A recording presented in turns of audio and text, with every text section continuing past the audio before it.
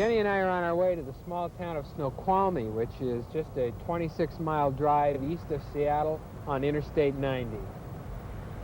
Snoqualmie is a small town, a population of about 1,300 or so, but at times that quiet is broken.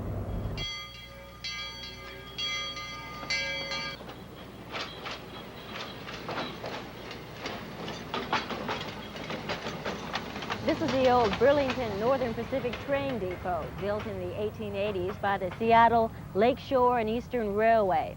It's now on the National Register for Historic Places, maintained by what is known as the Puget Sound Snoqualmie Valley Railway. We hope to set up the railroad station with various displays that would demonstrate what life in a railway station during the 1890s would have consisted of. We feel the building in itself is a gracious enough display that it doesn't really need much accent. We hope to display photographs and tools and artifacts that would show the life during that era. With the completion of the railway station, the city of Snoqualmie, of which we sit right directly in the center of, has adopted the railroad motif as their town theme. And the town is trying to incorporate parking space just north of town so that a person can park their car, take a nice leisurely stroll through the city park, and come right into the railroad depot right in the center of town, hopefully buy a ticket and go for a ride on our train.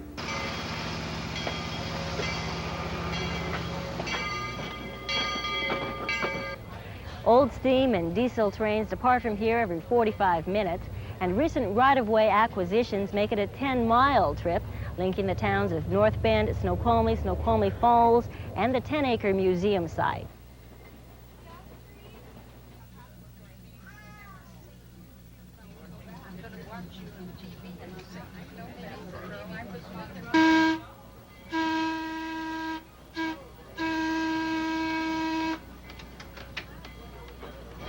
It was bumpy, real bumpy. Yeah. It was fun, yeah. It was really fun. We enjoyed it. It was great. We were thinking how people could go all the way across country in the olden days on that thing when it was swaying back and forth. It's quite a ride. It was fun. The Puget Sound Snoqualmie Valley Railroad and Historical Association was founded in 1957 by a small group of rail volunteers. Since then, our crew still maintains and preserves some unique railway machinery here. Right. We get our chance to come up on weekends after working in our office jobs and whatever jobs that we have to become Casey Jones for the entire weekend.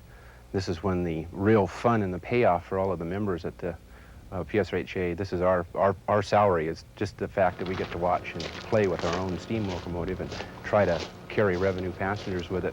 You can ride the steam train every Sunday, May through October, 11 to 5 p.m. The trolley and diesel train run Sundays and holidays, February through April, Saturdays, May, June, and October. Call 1-888-3030 for more information. But there's more to rattle the quiet of this town than just steam engines. This is Snoqualmie Falls. It was discovered in 1849 by a pioneer named Samuel Hancock. The falls are 268 feet high, and they fall into a pool that's 65 feet deep. Makes them over 100 feet higher than even Niagara's Falls. Also located at the falls is one of the region's oldest power generating plants, operated by Puget Power. And overlooking the falls opposite the generator is a unique dining experience, Snoqualmie Falls Lodge. Opened in 1916 as an overnight inn on what used to be the main highway to Snoqualmie Pass. In 1937, the lodge was bought by Orville Graves, a longtime Seattle restaurateur, and it's remained in his family ever since. It's an occasion place. Now, our menu is not such that you would come up here and eat every day. But if you have anybody from the East, or any friend or relative, or any occasion such as a wedding, an anniversary, or birthday, or something like that, there's no finer place to bring them to the lodge. What makes the lodge unique is its breakfast. There's only one on the menu. When you arrive at the table, you're confronted by a bountiful array of seasonal fruit. That's followed by oatmeal served with brown sugar and sweet cream. There's no rush here, so take your time. There's more to come. 3 farm-fresh eggs, crisp bacon, country ham, and link sausage. Not a choice. You get all 3. The waitresses wear long old-fashioned granny dresses and bring fresh baking powder biscuits. And there's more than just the food here. There's also a show. This is our fire wheat honey for your biscuits.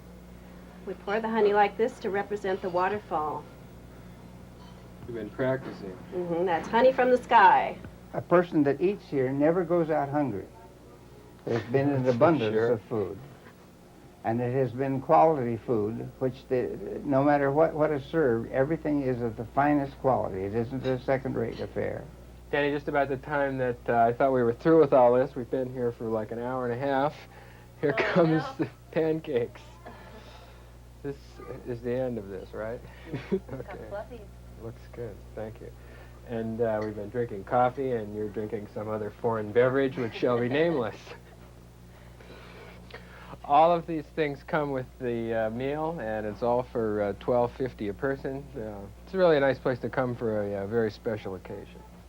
They're open 365 days a year. The lodge also offers a dinner menu with selections of chicken, prime rib, salmon, roast duck, and has a fully operated bar and lounge if you wish to have a drink with your meal. The lodge is usually booked well in advance, so you'd better call early for reservations. And believe me, after this breakfast, you won't be hungry the rest of the day. If you can take a little advice on your return trip home, take Highway 202 and work off some of the breakfast at the San Michele Vineyards tour.